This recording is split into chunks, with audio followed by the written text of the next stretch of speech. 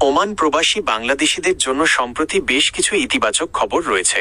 ওমানে অবস্থিত বাংলাদেশ দূতাবাস এবং দেশটির সরকারের পক্ষ থেকে প্রবাসীদের সুবিধার্থে কয়েকটি গুরুত্বপূর্ণ সিদ্ধান্ত নেওয়া হয়েছে। নতুন এই আপডেটগুলো নিচে তুলে ধরা হলো। জরিমানা মওকুফ ও ভিসা নবায়ন। বাংলাদেশ দূতাবাসের পক্ষ থেকে জানানো হয়েছে যে প্রবাসীদের যাদের কাজের ভিসার মেয়াদ শেষ হয়ে গেছে তারা বড় ধরনের জরিমানা, মাসিক এবং অন্যান্য ছাড়াই ভিসা নবায়ন করার সুযোগ পাবেন। এই সিদ্ধান্তটি বিশেষ করে যারা অনিচ্ছাকৃতভাবে অনিয়মিত হয়ে পড়েছিলেন তাদের জন্য বড় স্বস্তি। 2. নিয়োগকর্তা কফিল পরিবর্তনের সুযোগ।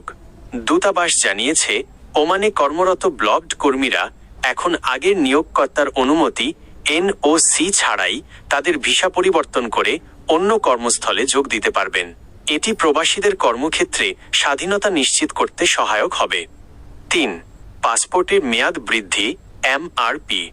যাদের মেশিন রিডেবল পাসপোর্ট MRP এর মেয়াদ শেষ হয়ে আসছে তারা ওমান দূতাবাস থেকে এই পাসপোর্টের মেয়াদ বৃদ্ধি করে ভিসা নবায়নের আবেদন করতে পারবেন। বর্তমানে পাসপোর্টের পাশাপাশি এই সুবিধা প্রবাসীদের জন্য কাজ সহজ করে দিয়েছে।